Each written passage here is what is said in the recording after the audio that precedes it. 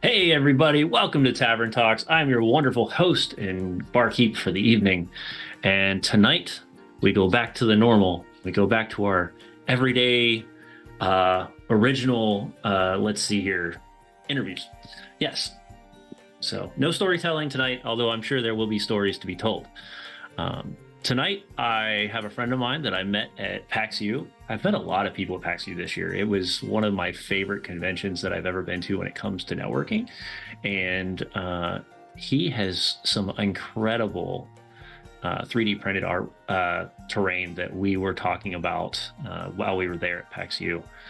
So before I go any farther, I'm just going to give him kind of his soapbox for the evening and have him give a chance to tell who he is, where he comes from, all the crazy stuff he's working on, and then we'll get into some conversation. So Freedom, is that the way we want to go with this? Yeah, that's actually my birth given name. Look at that. Yeah. I'm a small business TTRPG terrain creator. I do modular tiles and buildings, minis, and like all sorts of stuff that you can use for your tabletop role-playing game needs. I've been doing it. I've been doing it at least like for fun for like ever, and then just was able to get my hands on like some good technology and like enough supplies, and like I started expanding, and I have like a goal of making terrain more accessible for people, like educating people. Eventually I want to work to like develop sustainable materials to be used for terrain creating in an effort to make things more accessible and ethical. Yeah.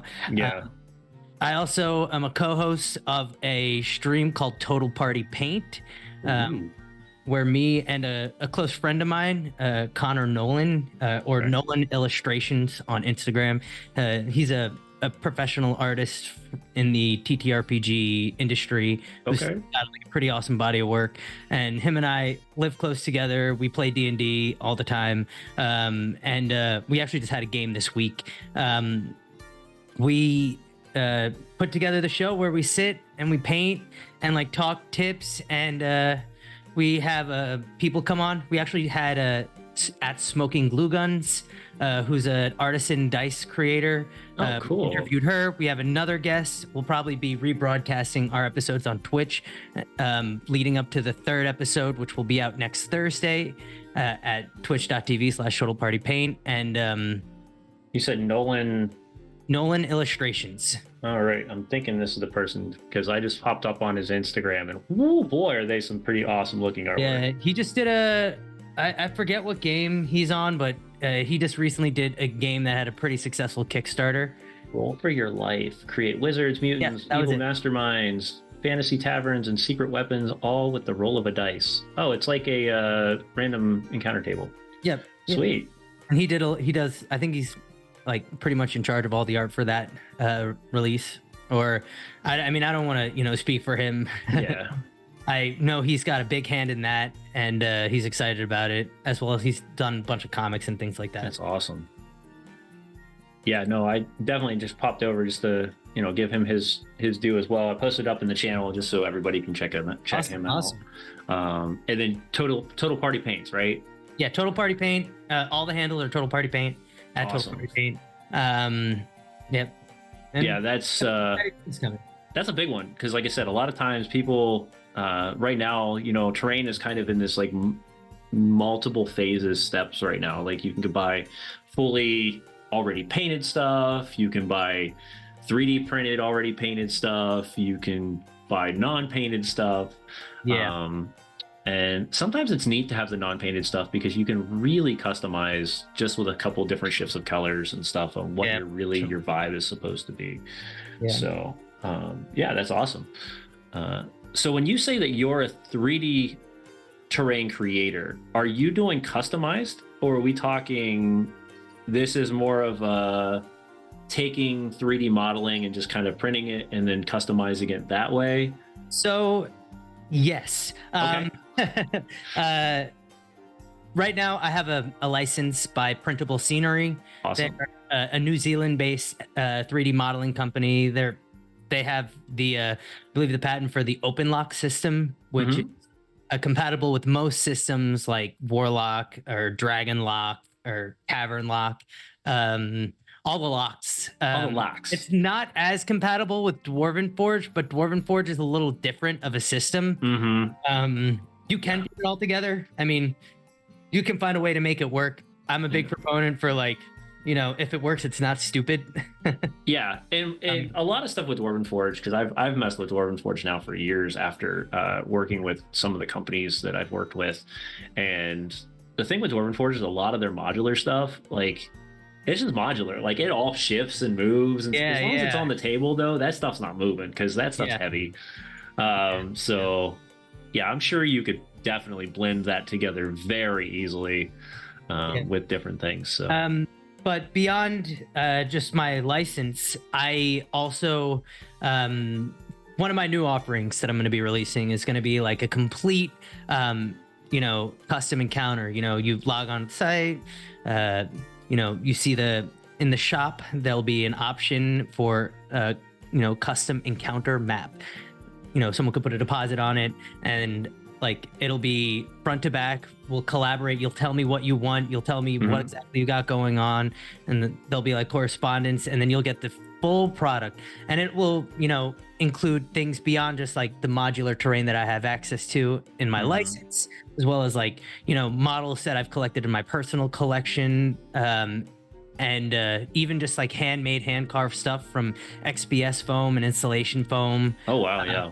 Yeah, just the whole thing. The whole nine. That's awesome. Because everything will be there. That's a lot of fun. Yeah, I'll get to put that whole thing together for people. So that way, if they're a month out and they're like, "Hey, I want to have this boss encounter ready to go, make it dope." And like, make it really dope. Really I want lights. I want smoke. I want fire. Like, that's essentially what I'm gonna be doing. That's awesome. Well, hopefully that takes off. I know you're going to be looking for a very niche clientele for that. But, the funny thing about niche clientele is normally those are the ones that pay really well. So there is that. I mean, between that and my mission isn't necessarily like profit. Yeah. I am passionate about this stuff. I want to spread the knowledge. I want to help people learn how to make this stuff. I want to like some goals. I would love to open up like an in-person game shop studio business where like people can learn how to like work a 3D printer. People can, learn how to paint minis. There'll be like painting clinics as well as like, like actual play games, tournaments, and that'd be awesome. And to like, and I want to make it like, a profit sharing, like ethical business, which I think is like a model that there needs to be more of in this day and age. Oh yeah, 100%. Where like the staff is treated like people.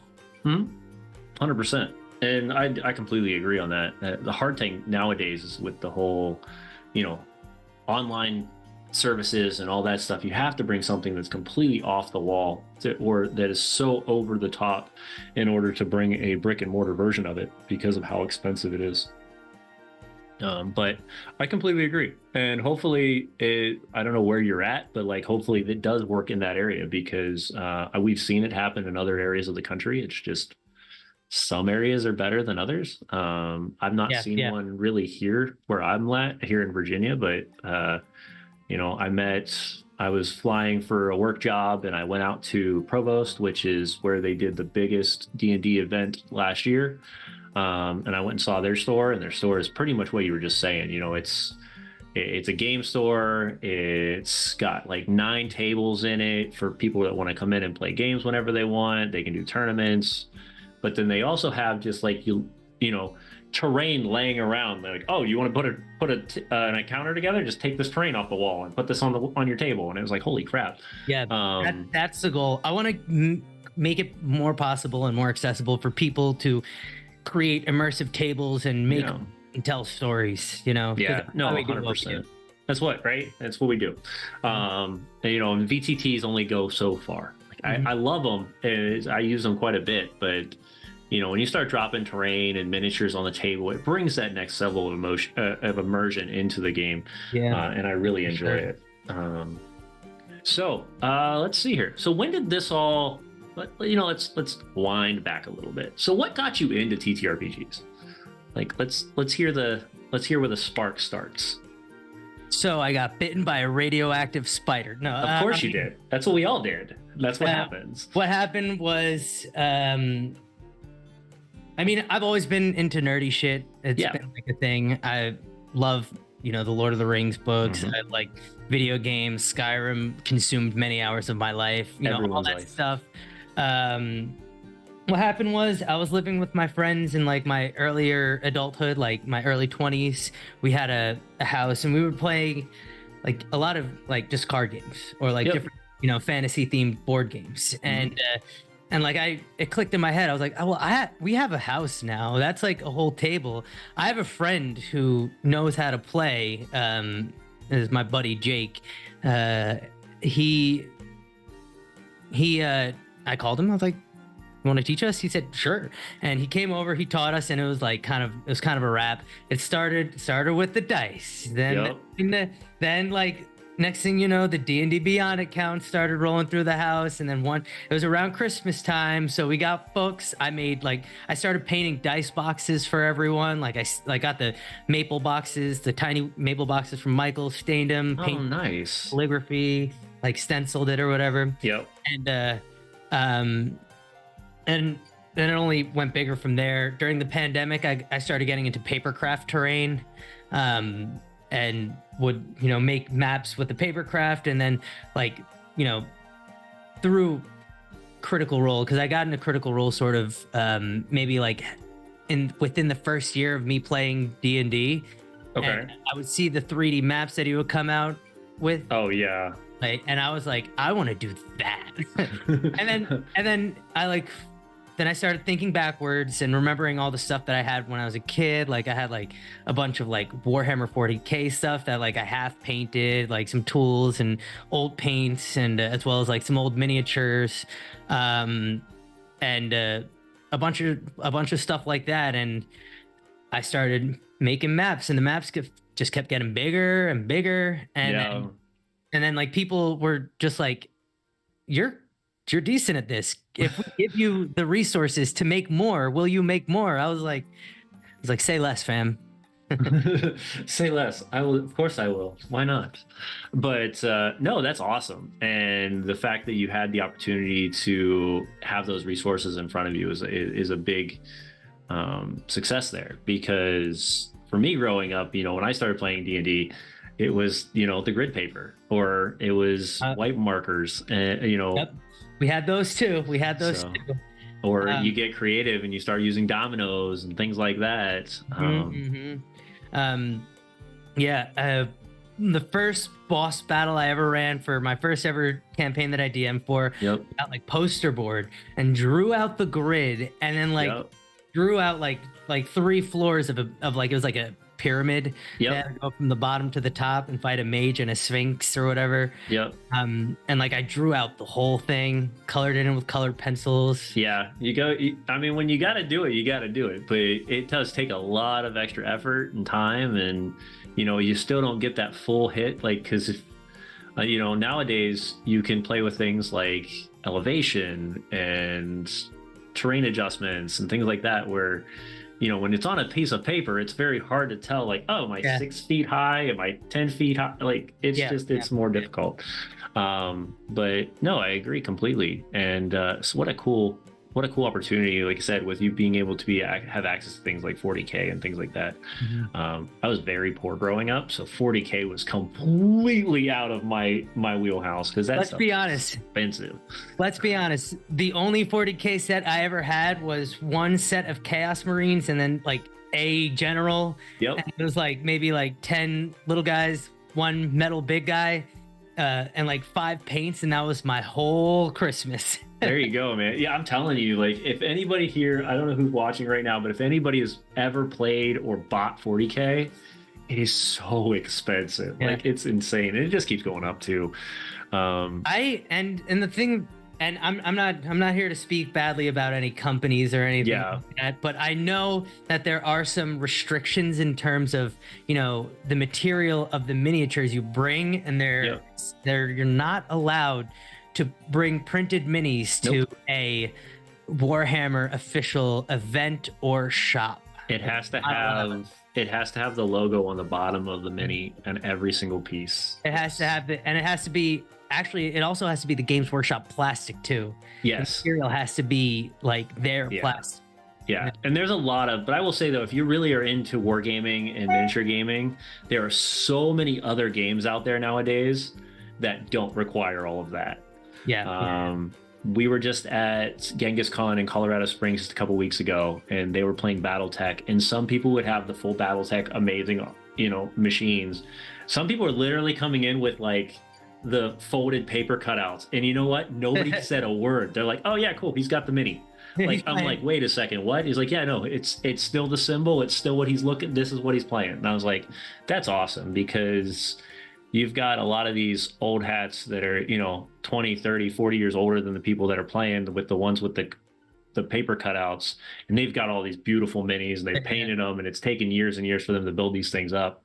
But they played as if everybody had the same miniature and you could have a cardboard cutout, and they'd been like, "Sure, go, that's what you have." And I was like, "That's awesome." Yay, Genghis Khan. We really have. If you've never been out to Colorado Springs, that is one of my favorite conventions of the year. I'm going to keep bragging on them, because not just because people are from the channel are in here, but because it is like my home convention now, and I'm don't even nowhere near there, and I fly out every year to go to this convention. So it tells you the amazingness of that convention. And it's 3 days of nothing but gaming. It's absolutely fantastic. So let's kind of catch up to where we were at. So this is how you started into Dungeons and Dragons. When did you decide it was time to step into the seat, though? Because this is always an interesting conversation I have with everyone. It's like, I played, and then I decided to, you know, pull the desk. You know, you're pulling the table out. You're like, oh my! And now I'm hiding behind the mat, because that's what we do as we tell stories behind the scenes. So going back, what happened was, I was living with my friends at the time when we had started playing and whatnot. And I had a friend who always said he's gonna DM. He's gonna put together a campaign. And I was like, all right, when do you think you're gonna do that? He's like, I'm working on it. And we had our game on with the guy who taught us, right? And I was like, okay, he can only play so often. We were playing like every other week or something like that. And I was like, but you two are here and I'm here, and we have a couple of friends who are at our house who want to play like almost every day. Yeah. Why don't we just why don't I just start us off with like a little something and just go right into it? I just kind of threw myself into the fire, really. Yeah, no, that's kind of where most people go. I tell people either one of two things: either you're the one who's most excited to play, or you're the one with the most time. I mean, that seems to be the dungeon master point, right? Because it takes so much more to be a dungeon master than it does be a player. And not to say the players aren't great and they aren't necessary, because they absolutely are. You cannot say that a player is not necessary. But the extra amount of prep work that a game master has to do, it can be astronomical at times, especially if you decide to dive down that rabbit hole. And it sounds like me like not only did you dive down the rabbit hole, you dove down the homebrew rabbit hole, which is even deeper. I definitely lean a lot more homebrew. I mean, I have one campaign which I'm running in Exandria, but definitely lean hard into the homebrew. It's easier in my head because like if I'm running out of a system and like I contradict the system, I feel guilty about that. I'm like, I failed the lore. So like if I homebrew it and like I say something wrong, I'm like, no one will know.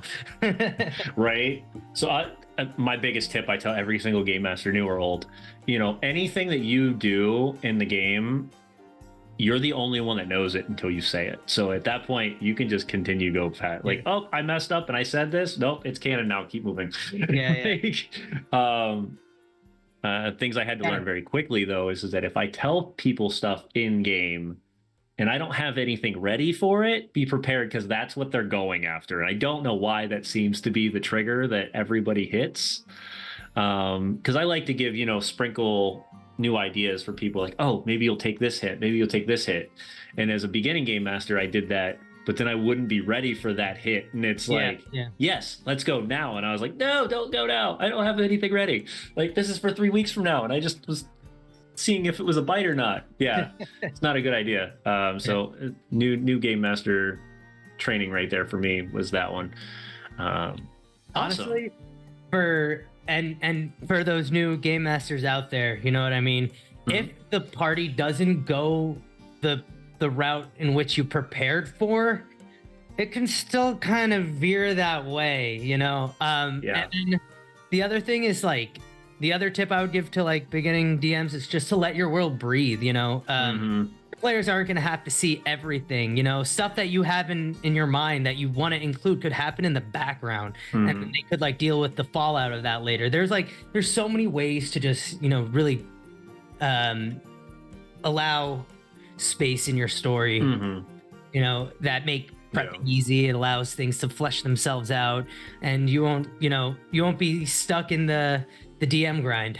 Yeah, and I think another thing I tell people all the time is make everything as modular as possible. Yeah. If you've got plans for 3 different types of encounters, like let's say you're like, oh, they could run into these types of monsters, this type of monster, this type of monster, and they take a weird turn, kind of think through of like how that monster could be a part of that connection. Like, that's something like, oh, hey, we were gonna run into orcs in the town or in the forest. And instead we sat and we decided to go do a drinking game at the tavern. Well, then we walk out, the orcs are kicking over some sort of, picking on somebody or whatnot in the town. And then you can have that conflict still, but it makes more organic sense than you just being like, oh, they missed my encounter and I don't want to do that no more. Like, don't do that. Yeah, no. Like, there's always ways to adapt. Ways to adapt. And it just takes time and it takes experience to really get that feel of when you can do it and when there are times where you have to kind of let that encounter go and be like, no, that was a special encounter for that location and we'll see this again sometime, but just not right now. Yeah. Also, as long as you don't tell your players how much health they have, how much damage they do, if they come see this in 3 levels, you just ramp all the damage up and all the health up, and you've now got an encounter that's just as dangerous as it was before. Yeah, encounter balancing is not something that happens before the game. Encounter balancing happens as you're playing the game. Yes. That's your job as a DM. You're the judge. You weigh the scales. Mm-hmm. Tip the scales in either direction. Yep. And then you let the dice tell the story. I mean, that's my favorite part about it is like a lot of times people are like, oh, hide your dice. I'm like, why? That makes the story so much more fun. Mm-hmm. I took a hint from Brendan Lee Mulligan a couple years ago though, and I said, it's so fun to call out the DC before it starts because they're so excited to see if it goes above or below because they already know that there's a problem that's coming up. And I've been doing this in my games for about a year and a half now. And it's like, oh, hey, if you're going to do this really cool thing, I need a DC 15 acrobatics. If you make it, cool, we're going to make it big. If you fail, it's going to fail big. And I'm going to get to do something to your character. Yeah. Like there's just this way of incentive. And it's interesting when you tell them up front. It's like you're not hiding it from them. You're like, oh no, if you get a 15 or above, we're good. We're golden. Whatever you're planning to do will go off. If you get under, now we've got problems, and now we get to find out what the consequences are. So everybody's like hovering over the dice, trying to wait to see what it is. It's a lot of it. It's definitely a interesting dynamic to play in your games. Let's see here. Of course. While we're talking, if you have questions for either of us, pop those in the channel. We're going to keep an eye on those while we're running through here. So, what was your first piece that you created? My first piece that I created. Man, that's a challenging one. Was it like were you trying to build like a forest encounter? Were you going for a tavern? Like what was like the concept? Like maybe not first piece, because that could be literally like, oh, this is a piece of the, So a wall. But so my first like 3D like battle map. Yep. So I had just gotten like my first set of warlock tiles. Okay. I like got a bunch of trees and like cardboard like grid maps, and I was like, I'm in it now. I'm getting started. We're gonna see how crazy this can go. And I had no idea. Yeah. And I found this really cool homebrew stat block off of Pinterest, which is like low key one of the greatest resources for like random. Oh god, yeah. Everything. Pinterest is a godsend. It was a stat block for Granny 100 Hands. Okay. Yeah. Who is Granny 100 Hands? She's this like hag, but she's only hands and like her cloak, and she has like a bunch of like different, like an amalgam of like non-Euclidean geometric hands just like coming out of it. It's just weird, and I love it. Yeah, and, definitely creepy, but yeah, definitely plays well with the hag. And it was just like a random. It started off as like a random encounter. Like they were doing a hex crawl, and in that hex, they rolled the hag. Yeah. And I was like, ooh, they're right around a good level for this encounter. I'm gonna do it. So like I bought a bunch of hag minis. Yep. Chopped off all their hands and then like just glued them together. Oh my goodness. Sanded it, primed, and painted it. It's somewhere buried on my Instagram. You might be able to find it. It was like a total kit bash. And then like I took all the trees, made a little like hag hut, and like did the whole thing. And that was like my first. It was like a mini boss. Yeah. And my first 3D map build. It's like early on my Instagram. If you go deep enough, you'll see like a all green sort of map with lots of trees and stuff. It's gonna take forever to scroll through Instagram because Instagram has to load every 9 pages. I'm gonna I think I have it here, and I could send you the link once I have it. But that was like my first 3D build. That's awesome. Oh no, it's not even on my Instagram. I don't see it. Yeah, I don't see it at all. I got to the end of your Instagram and it was a lot shorter than I thought it was going to be.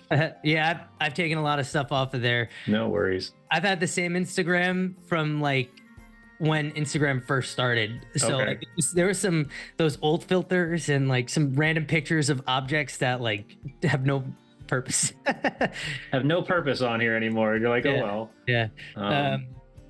But yeah, maybe I'll send you the picture at some point. I have to dig through my phone. And then the one that followed that was an encounter, which is actually on my Instagram. It's there's a cool one. It's got a beholder in it. It's got this crystal on it. Yeah. So I just posted that one in the chat. That way, if people want to go check that one out, they can. Yeah. So that one it's warlock tiles. It's also some cavern lock. My sibling Ocean got me a cavern lock set off of Etsy for Christmas, and because it's compatible, and like it was pretty much the party was going to find this legendary axe. This is the Exandria game. They went to go find this legendary axe, and it was encased in residuum because the legendary artifact was so powerful it caused like a crystallization. And like, oh nice. Any of my party members or any of those party members who are part of that campaign, spoilers, so do not listen. They were there was the beholder there, and there was like a mage, like this woman in a robe, who is actually a very important person that's still in your story, in the game, who's like secretly gonna betray them, you know. So, yeah. For those Exandria people out there, it is none other than Raishan revived with the twisted eldritch power of Hastur the Yellow King. Threw a little Lovecraft into Exandria. Yeah, because why not? Why not, right? Who cares? All right, sweet. So Shadow has a question. What piece do you look forward to working on the most? What piece to? Oh, okay. What The piece? next one. The next one. I mean, always. I'm trying to think of in terms of what games I have going on right now. So I have two games coming up, which are one is going to be like a little bit of a dungeon crawl into a boss battle. Mhm. And it's actually that Exandria game. They're going into the backstory of one of the players. Awesome. It's like this like cursed ziggurat underneath an ancient religious site. And there's like the awakening of a undead tyrant who was like Ooh. who was the first tyrant of Bane the Strife Emperor, who is forever cursed with undeath because of the abuse he caused to followers of Orcus. You know, and so it's like, like a it. cool pyramid, lots of traps leading up to a boss battle where they're gonna fight. They're gonna walk into a room with a bunch of statues and then a sarcophagus, and like the sarcophagus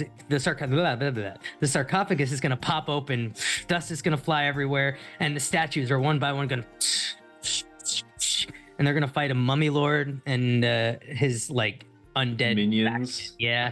His undead battalion. Yeah, Or not there's that battalion, one. his like squad. And then I have one this weekend, which is going to be for a remote game that I've been running. This one is set in my homebrew world. Nice. They're like flying in a skyship over, and they found like there's a possibility they can increase the efficacy of the skyship in leading up to like a really dangerous path that they're about to take through really stormy skies. Mhm. So the only component that they needed to do is they needed to get sand in order to cast, some of the metal components that they need. Right. Because they had no sand on there to like smelt down metal and make it, right. So they were flying over the ocean. They found a little sandbar, and they're gonna fight like a souped up Swabian basilisk. So what I'm gonna do is I'm gonna get like a bunch of like little statue pieces from like Michael's and like crunch them up and spray paint them white and like the stone people like petrified, and then they're just laying on the food. Yeah, that's awesome. Yeah, and then I'm gonna make like take some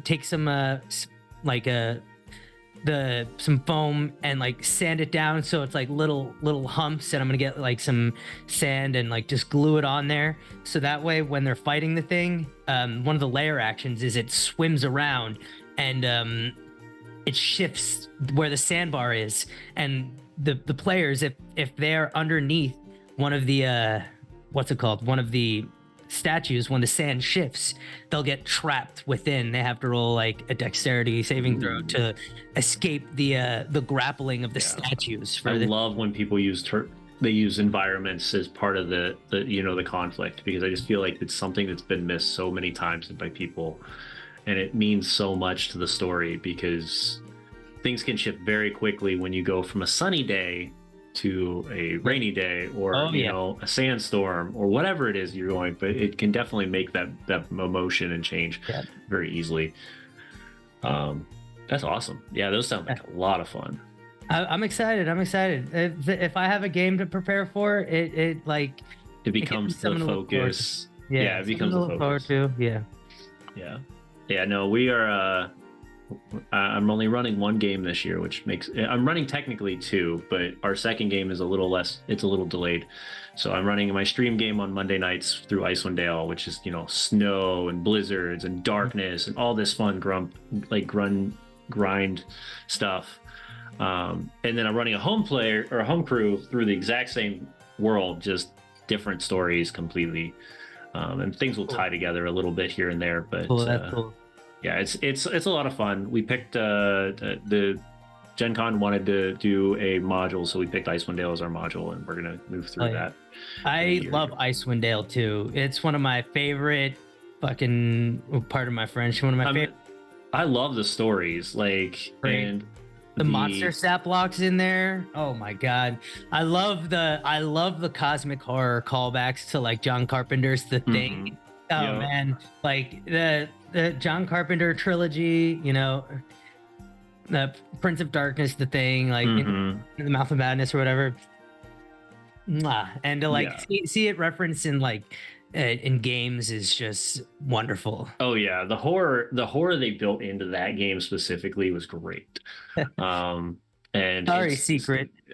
it's gonna Sorry, get worse. So sorry, Secret of Chelsea. No, hopefully no spoilers. yeah, no spoilers. You can probably play one day, but I'm sure you'll find a group to play with for Icewind Dale. You have to have the right group with Icewind Dale, though. Yeah. It is not. It's not friendly. Everything hates you. You're very secluded. Like the ending of the ending of our arc this week was the awakening of the Frost Maiden, and the awakening, or in the plan that the Frost Maiden had been planning, which is to collapse the passes. So I've not only told people they have, you know, everlasting darkness now, but now all the passes that lead out of Icewind Dale have been collapsed by the Order of Ariel, which is this druidic order or this cult order that's serving her. And so now they're completely encapsulated within Icewind Dale, and the Duergar are already in full activity right now. So it's just becoming one snowball after another of what their next steps are going to be. Yeah. But It's like one of those, like, it's a hard mode setting for sure.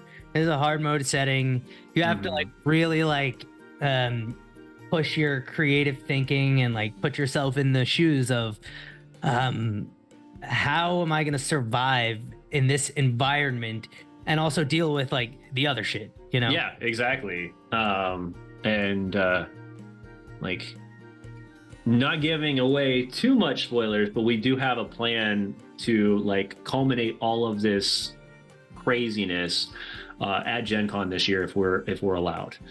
But we have all of our players who are really starting to like find their spot as their character, and they're finding where they fit into the world right now. One of our characters has already decided she wants to be one of the speakers of the 10 towns, so she kind of wants her own town, which is now becoming this political pull that we're going to be starting here soon.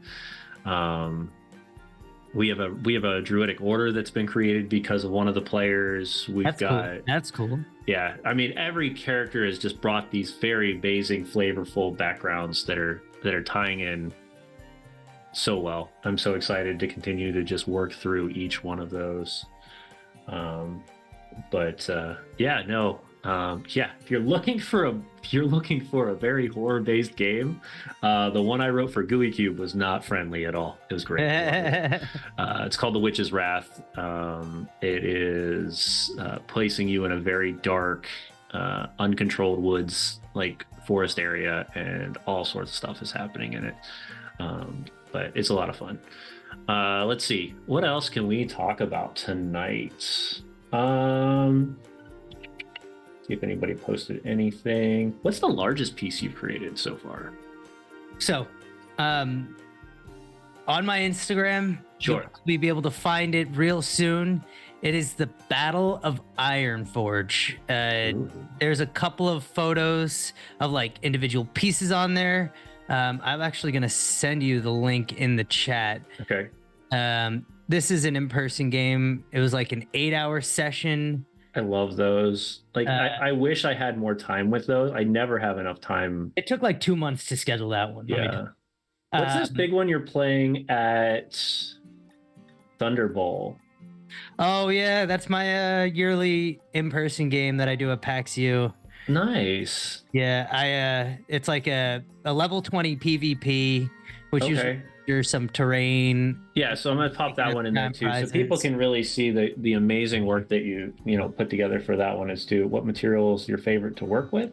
That's another question in the chat room right now. What material is my favorite to work with? They're asking some good questions tonight, I'm telling you. Yeah. I honestly, XPS foam or insulation foam is great. Mm-hmm. You could really just do a lot with it with like little work. Actually, I have something behind me here. Sure. My friend who actually helped me put together the Battle of Ironforge.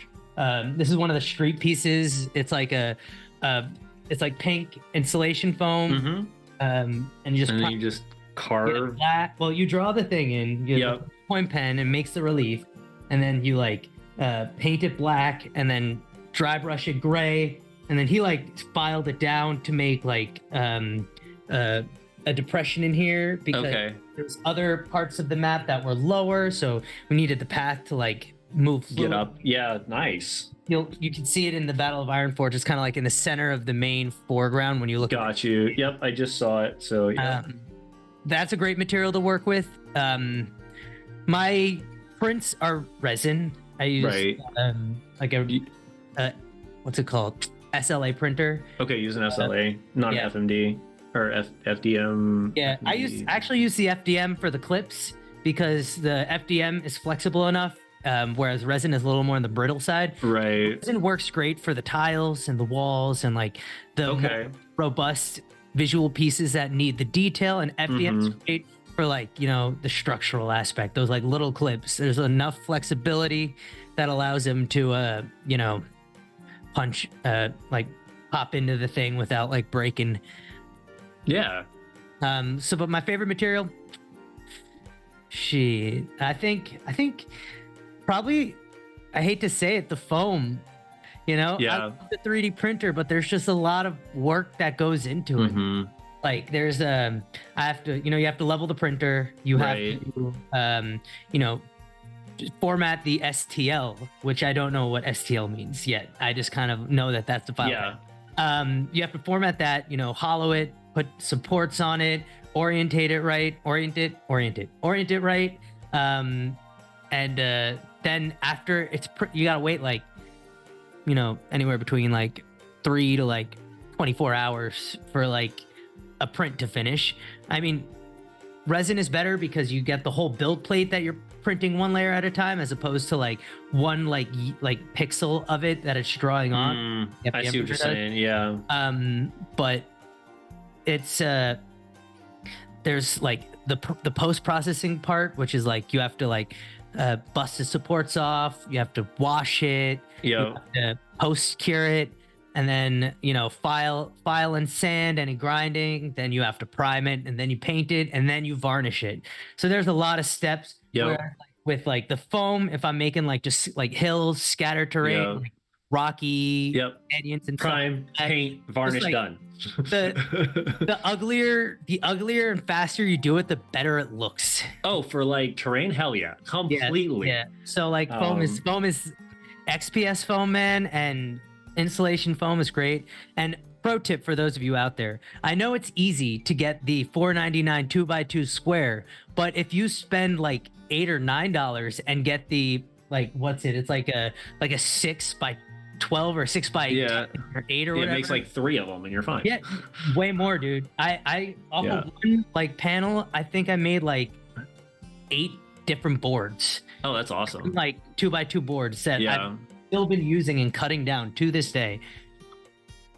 Not to mention, you know, then you can shape it and you can put little pieces, like you can make like anything that's extra off of it. You can do like rocks and things like that. Rocks are so easy. Oh my goodness. Like, I found out how like, and you don't have to do anything other than, you know, grab a little cutter and just make some weird shapes. Make some weird shapes. Yeah, paint it, prime it, paint it, done. Also, a tip for those of you who want to use foam, don't spray it, because the spray has a solvent in it that will melt the foam.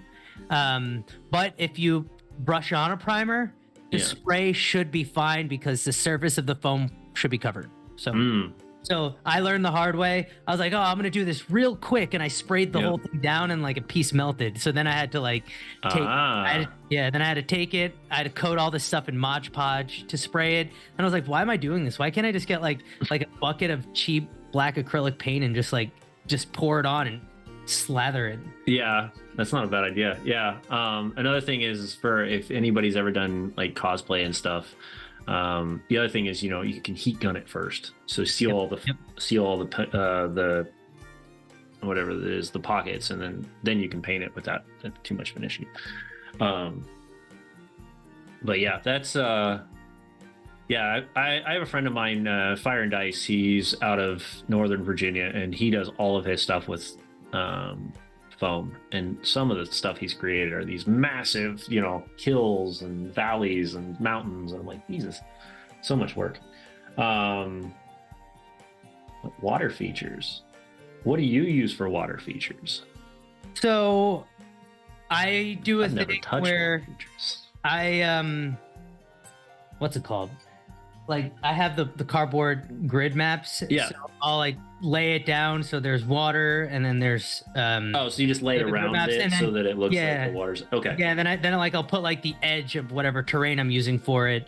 I really want to get into using epoxy and resin for water stuff. I have like some bottles of it just sitting. I'm Yeah. looking right now, right on my shelf, just waiting for me to use. I just haven't Yeah. found the right opportunity yet. Yeah, that's gonna be a lot of work too, because like you can only really do it once because you're gonna build whatever the water is in resin, and it's kind of stuck at that point. Like unless you can build modular resin, Well, which not a bad option. so one of my part of my license, I actually have like cavern pools and stuff like that. Mm-hmm. What I want to do is I want to route where the pool is and then like In and resin, paint the bottom and yeah, then pour the resin over that to give it like that color. that blue You or know, green. like Or, I mean, depending on what you're doing, yeah, because yeah, caverns, sewers, stuff like that. yeah. You Um, do it in layers too and add like foam, like cure it in layers. And yeah, this like not even UV curing epoxy, so yeah. let's see. There we go. We're getting creative here tonight, apparently, because like I said, I'm learning stuff about resin and about foams that I thought about, but I was like, dude, does it actually work? We got a chance to work or check out some stuff with Hazard Quest. They're a fully immersive D&D game company that goes out just to conventions pretty much and runs these That's cool. massive events. Were they I at got- PAX U? I don't know if they were at PAX U. They were at Genghis this year, and I think they're going to Gary Con. They might be at Gen Con. I don't know. They might just do a lot of West Coast stuff. That's the other thing, because they're West Coast. So I know they do Kubla Con, they do Tsunami Con, a bunch of the ones on the west side. I don't even know if they might do Comic Con. I don't know, because I'm not out there very often. I go out there for one convention and one convention only. So until somebody wants to bring me out to a convention, I'm probably not going to make it out to another Western convention every year. So that's just this is my go-to. But yeah, no. So you've got this connection with a company out of New Zealand. So this is where you get most of your 3D model prints. They're going to. Tone just told me they're going to Gen Con this year, so there'll be a Gen Con. Hey. Awesome. And then you've got just the amazing skill to just create with foam. Is there any other tools or products that you use that seem to kind of, maybe they're not the normal, that like somebody might hear and go, oh, that's really cool, I never thought about using that kind of product, that you've been kind of experimenting with? Or I've got one for you. Okay, go for it. So this Halloween, Yeah. every year I do like a Halloween one shot. Like, Oh yeah. I'll write out a character prompt, which will have like obviously stuff for their character, but Mhm. also it'll ask them some backstory questions, so I can like really develop scary shit that is relevant to their character. Right. And this year they Like were emotional and psychological Yeah. horror rather than like Yeah, just yeah. physical. Yeah. Yeah, this year, and this is actually on my Instagram as well, if I'm not mistaken. There's like a video of it. But for Halloween, I made a whole map, and there was it was like in a graveyard. They were gonna fight the Headless Horseman, which was really like a big red herring. The Headless Horseman wasn't the bad guy. The bad guy was the religious guy. And when the big bad came out, I had done is I painted lots of little accents and like candles and like just so many little details with like UV reactive and blacklight reactive paint. Okay. And so like I always have like a kind of spotlight on the map to kind of illuminate it. Because I like to have like the room itself be very dark, and like I have my own lighting that I put on the table so people can have their character sheets. Yeah, so they can see their character sheets, things like that. And what I did is when the boss came out, I flipped the switch on the lights, and it went from like the normal normal lighting to like black light and UV reactive lighting, and like everything lit up. Yeah, everything lit up. Like all the spooky shit, all the skulls were revealed. All the candles were like lit. The the tombstones were glowing. The pumpkin head on my like headless horseman was vibrant. Oh, And look at that. yeah, yeah, that was a fun thing. I had that idea, and I was like, ah, man, I hope this works. I hope this works because I didn't test it because why Yeah. why test something? Why put time to like prepare? Why would we do that? Yeah, what's this one? You Oh, should is see this that little video. That's the Mummy Lord one. It's right here. I'll send you the link. Yeah, go for it. And I'll post it up because, that's what we're doing tonight, apparently. Like, I normally don't post a lot of Instagram stuff or like things for other people to see. So, but yeah, no, this has been some interesting stuff to definitely think about. And I think it's coming. I think we're getting to that level. I know I recently talked to a couple people about it. It's like I think we're almost to that level now where terrain creation is almost to that point where it's feasible and economical. Like I don't think we're there just yet. And there's always going to be the top of the line. Like Dwarven Forge we're never going to beat them. I hate to say this, we're never beating them. We're not trying to do. We're not trying to beat him. Stefan is an incredible sculptor and artist, and what he has created in his very short amount of time is incredible. Not to mention, I don't even actually own any Dwarven Forge. I don't yet, but after my divorce, I did a I don't care moment. And when they dropped their latest Kickstarter, and I booked it at the mega level, so I'm waiting on all my Dwarven Forge to get here. Nice. So that's my kind of like dive into terrain building right now because I live in an apartment and I can't. It's a pain in the ass. Well, I can't run 3D printing right now with resin because of the fumes and stuff like that. So I'm like, I'm not touching that right now. Yeah. And I've got 2 boxes of Warlock tiles too, but I've barely used them. For all those people out there as well, don't feel like you have to do terrain for your games either. No. Like theater of the mind is valid. Yes. Fucking paper, use what you have. Like what you want. At the end of the day, the most important thing is if the stories that you're telling are compelling and fulfilling and they bring you joy. So they bring you joy and your players joy. That's all that matters. That's all that matters. So don't feel like you have to have those maps that you see or like any of the stuff that you're seeing here. I'm just obsessive and hyper fixated. So exactly. That's what happens when you're at this level of ridiculousness.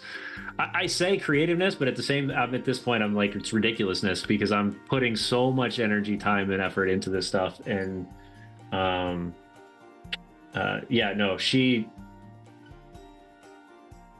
she's one of my favorite creators right now when it comes to terrain. I don't know what she comes up with. Dollar Store DM has been on our show multiple times. Everything she makes is from the dollar store, and she's creative as all heck. Dollar Store stuff is great. You can get seasonally around Christmas time, and this will be useful for you, dude. Yeah. If you need those coniferous trees for I just gotta find tree landscape, time, right? Around Christmas time, you could get like bushels of trees for like dollars, like less than $10. You could get like a whole forest. As well as like during the summertime, I know you can get like they have like the little clay path, like stone paths, cobblestone paths. So you can get cobblestone paths. You can get a lot of like, as the summertime hits, you can get anything that has to do with like the beach scenes and stuff like that. Little action figures too that you can like totally like kit bash with stuff to make some like weird eldritch shit. Yep, I've done that. You can do those animal like. Go pick up a pack of farm animals if you need to make a little farm area or town area very easily. Cheap doll houses that you just close them off or whatnot, or you shift them. Trying to think of some other things I've seen that. Oh, big one. I don't know why this is a crazy idea, but it definitely works. Pet stores are like aquarium amazing plants, dude. Yes. So great. Aquarium terrain can get you all sorts of neat stuff. For those of you snooping my Instagram, you will find a lot of aquarium foliage in Yeah. many, if not all, of my maps. The plants, man, I'm telling you, especially if you're playing in like a weird location, because you can get all the vibrant colored Oh yeah, plants and yeah, stuff yeah, like that. yeah. I know a friend of mine uses all that for like when he's in like the Feywild and stuff because it just gives off that extra feel. Um, I will say though, since you're on here, have you heard of the challenge that they're putting out for the Tomb of Geisengax this year? Oh yeah, yeah. I'm actually in a group. It's called Creative Adventure Tables on Facebook. Oh, you mean Todd's group? Yeah, Todd's group. Yeah, I exactly. love Todd. Yeah, I literally talked to Todd earlier today. I I haven't met him. I only know him through the group, but I met him at like, Gen Con last year, but he's been on the show I think twice now. And yeah, he is super a cool. His he's stuff super is cool. nuts. Yeah, his Yeah. wild. Him and I sat down and just I'm more blown away. Like I love his artwork or like his terrain work. I'm more blown away by the organization in that man's house than anything else. I don't even know how he does it. Like I can't comprehend. If I I have the picture. It's on his it's on his Facebook somewhere. He's like, "This is what I do for organizing," and it's just tubs and like tackle boxes and I'm like, bro, like I just don't. Yeah. Dude, if I showed you what my office looked like right now, you'd probably weep. No, I wouldn't. I would understand. Because I'm about to do the same thing. Like as I start diving into like miniature terrain, like it's gonna start. I'm building wall shelves up above my office so that I can put them there. I'm just trying to decide if I really want to do that in this apartment or once I move into either a townhouse or a house. Yeah, Because then I have to take all that down. And this is a transition place. This isn't like I'll be here for very long. So. It's the same reason I haven't decided to buy a gaming table yet because I was like, do I really need one yet? I'm not really settled in. I want to build one. That's a goal for me. So I thought about the idea of doing that. And then I looked at what it cost me for building it and what it would cost me to buy one. And it's not much of a difference. And my time is worth way more than my my money right now. So I'm like, this is going to take me hours and hours and days. Plus I need all the equipment because I don't have all the woodworking equipment and stuff like that. So it's, I'm looking at I'm not going to do wormwood because I think wormwood is a little overpriced in my opinion for what you get. It's amazing work. They do absolutely incredible work. It's just not my price range. I'm looking at game theory right now. Game theory tables is about half the price. Okay. So it's like 30. I think the one I was marking out, which is a full 4x8 with the recessed table, and you get the platforms to go above it so that it looks like a table on a normal basis. Yes, that's key. That's key. And I think it's only like 3,700. And I was like, I can almost buy off on this one. Like, I know. There's two things that I've seen. I don't know the names. There's that one company that's making folding tables. I'm not buying that one. I looked at it. I can make that. I can literally go buy. Like I looked at that and I said, no, I'm not doing that one. I saw that. The other thing I saw was like a company that's making like a table topper where you can like drop like a. Sorry, you could drop a table like a top on it, and it's like recessed and has like the slots for the cup. Interesting. Yeah, I've not seen that part yet. I think for me though, if I had a table at that level and then I could just put the topper over top of it and then it already had the recess to it and it still looked somewhat natural like an actual kitchen table. Yeah. That's where I'm going. But yeah, while we're getting to this point, because we're already at our hour, which is crazy. We've been talking. I feel like we're only been talking for like 10 minutes. I know, right? But does anybody in the chat have any questions for us before we start slowing down? Because I want to give him a quick chance to kind of tell us what's next for Thunder Wizard Games, and then we'll call it an evening here on the tavern. But while we're waiting on those last questions, if they pop up, kind of give us an idea. What is next? What's the next step for Thunder Wizard Games? So, or any of your projects. So right now, I'm just like, I have some things that I'm developing. Yeah. I'm like working on expanding keep in mind there might be a Kickstarter coming up soon. You heard it here first. Another Kickstarter. You heard it here first. Um, Don't launch it until after June, because I think everybody is spending money on like 4 Kickstarters that are launching right now. So yeah, I'm waiting. I'm gonna release it on a growing moon, so that way it's got the extra moon juju. Yeah. So Kickstarter's on the horizon. Okay. I have. I'm gonna release my custom option for larger builds. If right. felt so inclined to have a whole map built out for them and sent to them, that will be listed soon. I've actually had a lot of my focus on Total Party Paint. Okay.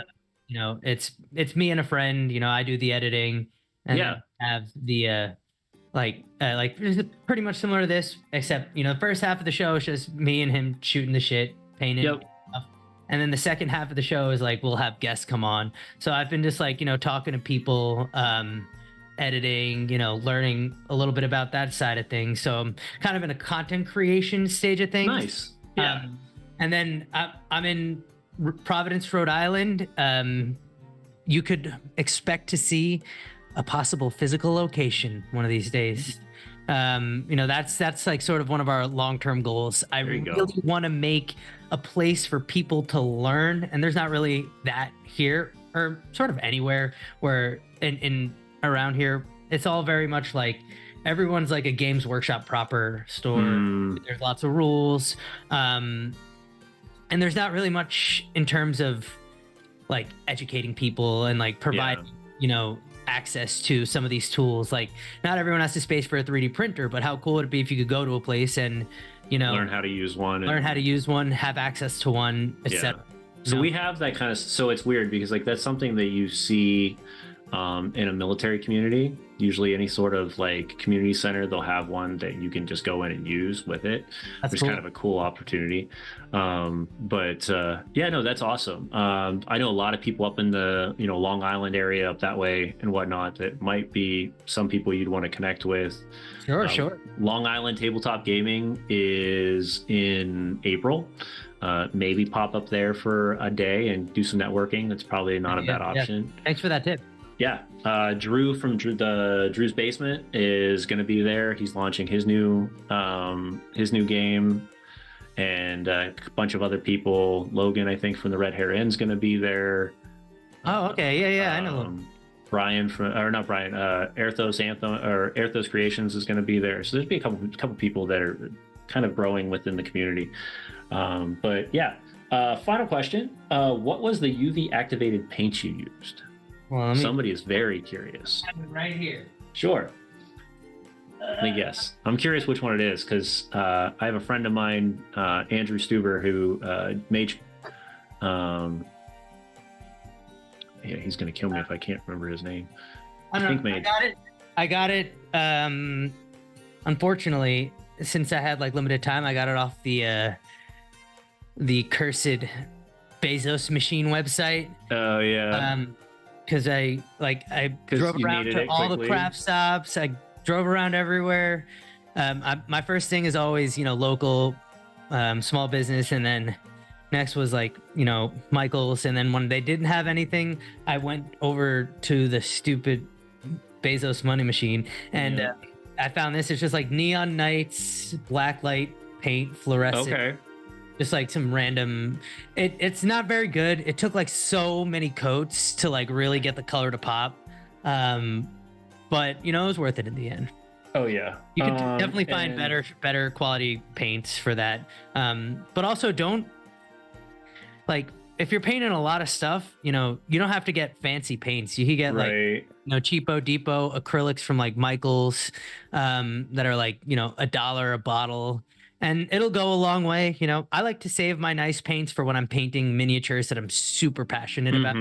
Like a player character of mine, or like a boss that they're gonna fight, or an NPC that like the party really likes or I really like. Yeah, no, I'm reaching out to a friend real quick. That way we can get another answer on that. He was the painter for the Acquisitions Incorporated minis at PAX U. And we didn't know this until the ending when he showed everybody is anytime they would cast a spell, they could cast the UV light, and they'd realize that they actually had UV painted on it already.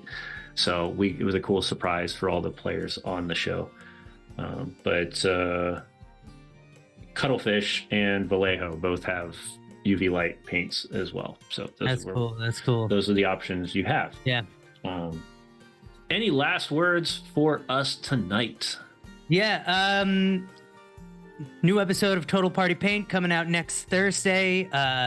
Tuesday and Wednesday we'll be rebroadcasting the first and second episodes. And that's twitch.tv/Total Party Paint. If you want terrain, you could go to my website and order something from there.